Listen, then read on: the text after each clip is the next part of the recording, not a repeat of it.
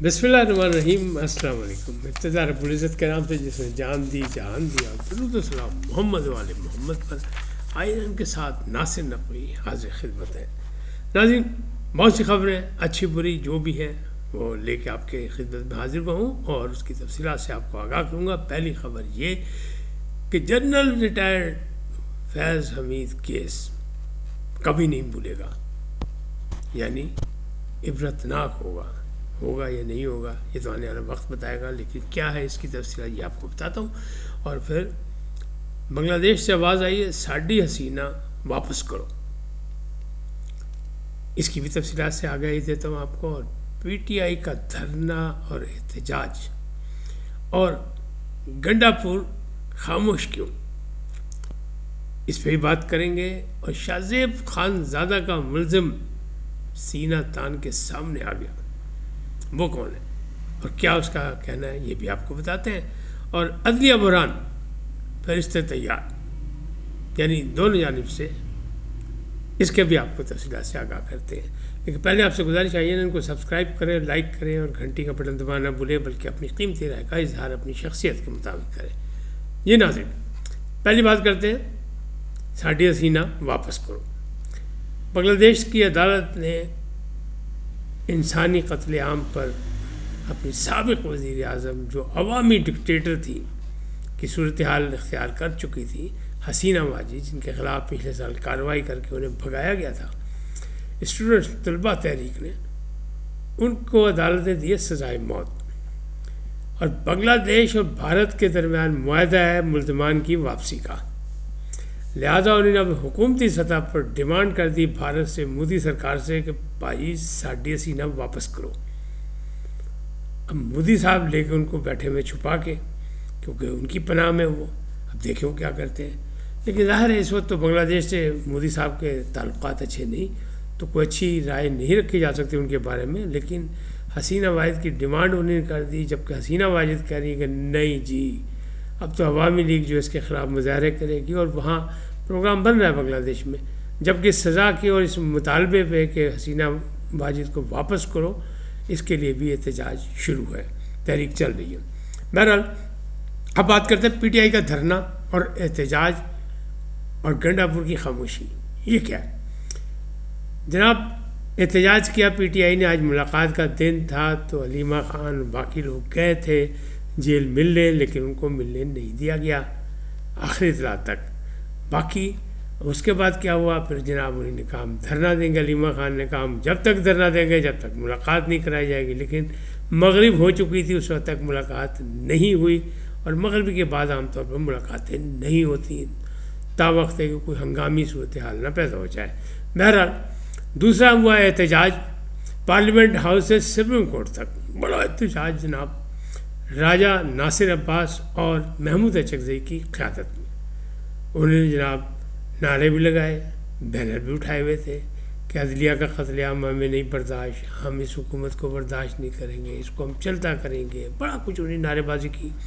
लेकिन एहतजाज किया, एहतजाज ये बहुत कोई लंबा चौड़ा नहीं था, ना बहुत तादाद थी, ना कोई लंबा तवील एहतजाज था, सिर्फ पार्लियामेंट से सुप्रीम कोर्ट तक थोड़ा सा मामूली सा वाक़या था। क्योंकि भाई पहले भी पार्लियामेंट के सामने भूख हड़ताल एहतजाज की गई थी, एहतजाजी भूख हड़ताल, लामती भूख हड़ताल, वो भी चंद दिनों के बाद ख़त्म हो गई थी। तो एहतजाज भी अब इस लेवल पे आ गया कि मार्च भी जो है पार्लियामेंट से सिर्फ सुप्रीम कोर्ट तक की गई। अब वो कह रहे जुमे को हम हड़ताल करेंगे, अचकज़ई साहब कह रहे हैं कि मुकम्मल हड़ताल करें, केपी में केपी हुकूमत करेगी और जनाब बड़ा मसला होगा और आइंदा हम पूरे पाकिस्तान में मुल्क की हड़ताल करने जा रहे हैं। तो भाई कितों किस तरह, ये सवाल है, माने ना माने लोग पूछ रहे हैं कि जनाब अभी अपने माजी में जितने एहतजाज के सब हुए नाकाम, तो अब ये आप किस हालात में कर लेंगे, जबकि पीटीआई की असल क़यादत तो है ही नहीं। राजा नासिर अब्बास और जनाब महमूद अचकज़ई, चाहे वो कितने भी सीनियर हैं, जो भी हैं, एक सीजन है, लेकिन इसके बावजूद वो इतना बड़ा एहतजाज नहीं कर सकते जितने की ज़रूरत है या तवक्को की जाती है पीटीआई की जानिब से। बहरहाल ये मामला भी ऐसे हो गए। अब बात करते हैं शाहजेब खानजादा, एक अच्छे एंकर हैं, बड़ी मेहनती हैं, तहकीक करके बात करते हैं, सब कुछ करते हैं। उन्होंने एक प्रोग्राम किया था बुशरा बीबी के हवाले से, और वो था इद्दत में शिद्दत केस जो था उस पर बड़ा था। تو اس پر انہوں نے بہت سی باتیں کی تھیں. تو کینیڈا میں ایک صاحب نے ان کے خلاف ویڈیو بنانے لگ گیا اور ان کو برا بلا کہا اور ان کا یہ تم نے جرت کیسے کی بغیر تحریک کے ایک مہذب خاتون، ایک پردہ دار خاتون، ایک مذہبی خاتون، اس کے خلاف آپ نے اس طرح کی بکواسیات کی، آپ نے کیوں کیا؟ خانزادہ نے صبر کا مظاہرہ کیا، بیگم بھی ساتھ تھی، لیکن اب وہ سینہ تان کے سامنے آ گیا. ان کا نام ہے شاہد بھٹی، اور شاہد بھٹی صاحب بڑی عمر کے ہیں، اور وہ یہ فرما رہے ہیں کہ ایک مہذب عورت کے خلاف جو زبان استعمال کی، جو پروگرام اس نے کیا، اس نے غلطی کی، زیادتی کی. منصور علی خان کو بھی ان کو مطلب اطلاع ہے کہ منصور علی خان کو بھی یہ کہا گیا تھا پروگرام کرنے کو، انہیں انکار کر دیا تھا.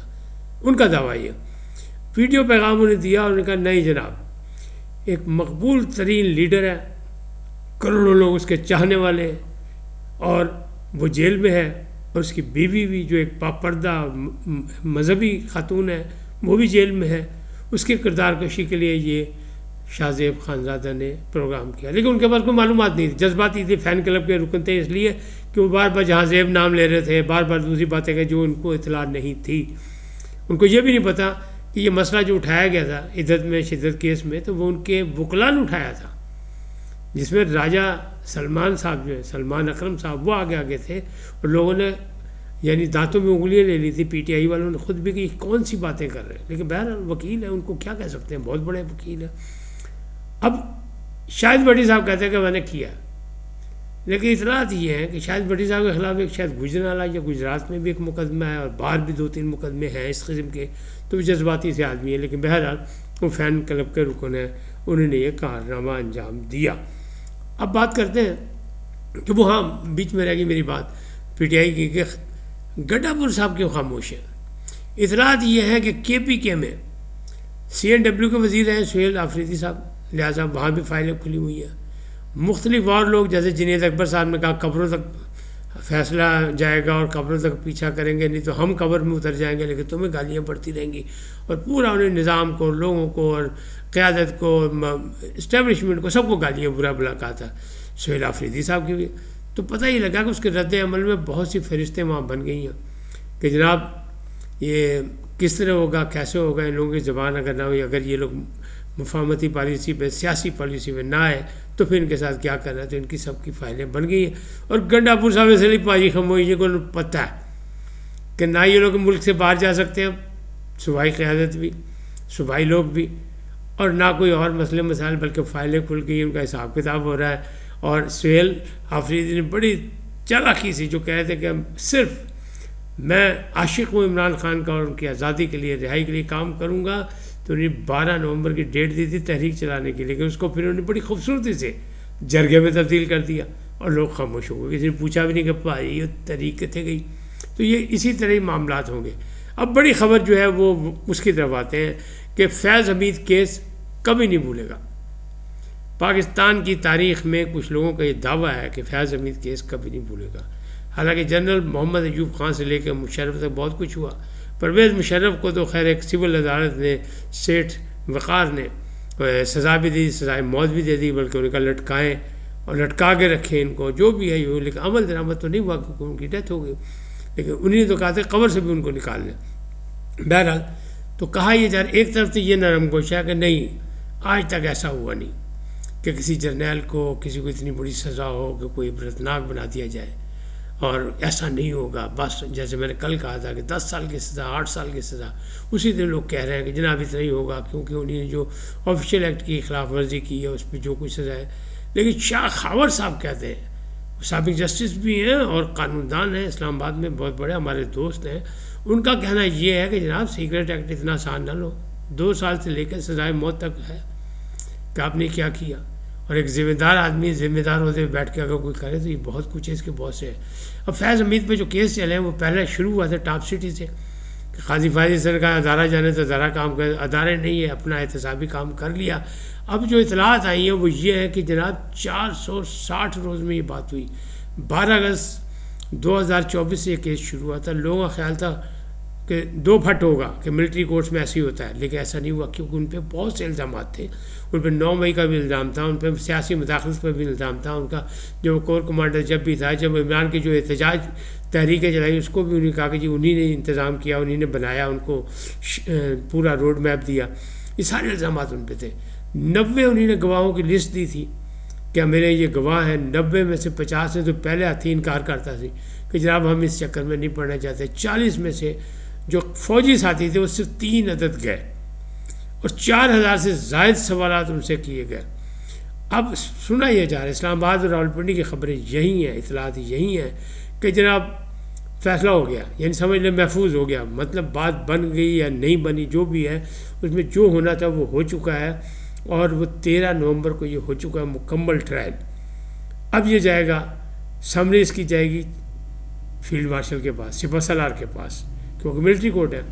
اور اسی طرح جب اس پر اپیل کا حق دیا جائے گا تو انٹرنل معاملہ ہی ہوگا.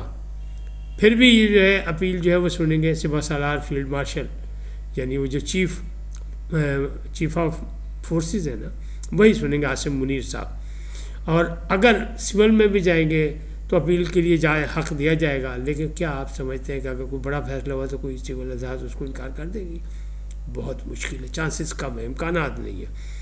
تو یہ معاملہ جو اس طرح چلے، اس میں بہت کچھ ہوا اور اس میں 90 گواہ تھے، اس میں 460 روز لگے اور اس میں جناب 12 اگست سے یہ شروع ہوا تھا. اب یہ 13 نومبر کو یعنی 24 سے شروع ہوا اور 13 نومبر کو یہ ختم. اب اندازہ یہ لگایا جا رہا ہے کہ پھر یہ فیصلہ جو ہے نا 20 سے 30 نومبر تک آ جائے گا، اوپن ہو جائے گا، سنا دیا جائے گا. لیکن اختلافات موجود ہیں. کچھ لوگ اندازہ لگا رہے ہیں 8-10 سال کا، کچھ لوگ کہہ رہے ہیں کہ نہیں پاجی یہ بغاوت کا بھی مقدمہ ہے، اس میں بہت سے مسائل ہیں. 9 مئی میں بھی ان کو انوالو ہے، پھر باقی بھی معاملات ہیں.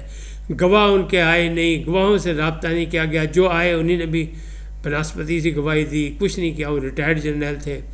تو یہ سارے معاملات جو ہیں یہ ابھی خاصے جو ہیں گمبھیر ہوتے جا رہے ہیں اور اس میں یہی لگ رہا ہے کہ ان کو بڑی سزا ہوگی. تو کہا یہ جا رہا ہے، جو بڑے اہم ذرائع ہیں ان کا دعویٰ یہ ہے کہ جناب نشان عبرت بنایا جائے گا تاکہ آئندہ کوئی نسل یعنی نسلیں بھول جائیں فوج میں بغاوت کرنے کے لیے.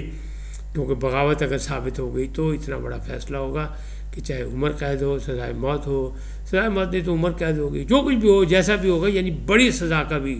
زیادہ لوگ جو ہیں، یعنی اگر آپ ان کو دیکھیں نا ان کی پرسنٹیج کیا ہے تو 60% کہہ رہے ہیں کہ بڑی سزا ہوگی، نشان عبرت بنایا جائے گا. کیونکہ ادارے نے احتساب کا عمل جو ہے وہ مکمل کرنا ہے، دنیا کو بتانا ہے نشان عبرت بنا کے کہ ہم اپنے آدمیوں کو بھی نہیں چھوڑتے، فوج میں بغاوت جائز نہیں اور ہو ہی نہیں سکتی. تو اس لیے کرنے نہیں دیں، جس نے کرنے کی کوشش کی اس کو نشان عبرت بنایا جائے گا. لیکن 40% کہتے ہیں کہ نہیں پاجی یہ ہتھوڑا رکھا جائے گا، جنرلوں کو سزا نہیں ہوتی. اس کے بعد جناب چھوٹا سا فیصلہ آئے گا، 8-10 سال ہوگی. جیسے کل میں نے آپ کو بتایا تھا کہ کچھ لوگ یہ کہہ رہے ہیں کہ نواز شریف کو خوش کرنے کے لیے کیا جا رہا ہے فیصلہ، پھر اس کے بعد جناب اپیل میں جائے گا، پھر جناب اس کو رہائی ہو جائے گی. تو بھائی کم ایڈا سوکھا نہیں ہے. گل آوازاں آ رہی ہیں اسلام آباد تو راولپنڈی تو گاؤں مختاریہ گل مک گئی ہے. اس وجہ سے اتنا ہی، پھر ملیں گے نئے موضوع کے ساتھ. جاتے جاتے آپ سے درخواست آئیے ان کو سبسکرائب کریں، لائک کریں، گھنٹی کا بٹن دبانا نہ بھولیں اور اپنی قیمتی رائے کا اظہار اپنی شخصیت کے مطابق کریں. سدا سلامت رہیں، اللہ نگہبان. لیکن پہلے پاکستان زندہ باد، پاک افواج پائندہ باد. خوش رہیں، سلامت رہیں، دوسروں کے لیے آسانیاں پیدا کریں. اللہ نگہبان.